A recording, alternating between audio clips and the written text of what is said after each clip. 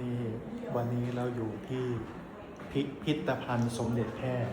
นะครับ มาดูเครื่องโต๊ะสมัยก่อนเราได้ใช้ไหมแบบนี้ได้ใช้ฮะไม่หมายถึงว่าเราชาติก่อนได้ใช้ไหมคิดว่าไม่น่าเพราะว่าถ้าได้ใช้ไม่น่าจะไปเกิดที่สังแก้ว ถ้าได้ใช้คงไม่ได้เกิดที่สังเกลนะครับ ดูดิโอ้โหนี่คือเครื่องโต๊ะนะครับผม เป็นเครื่องประดับชั้นสูง เครื่องตกแต่งโต๊ะนะครับ ไว้ประกวดนะครับ นี่พามาดู ในพิพิธภัณฑ์ของสมเด็จแพร่วัดสุทัศน์นะครับนี่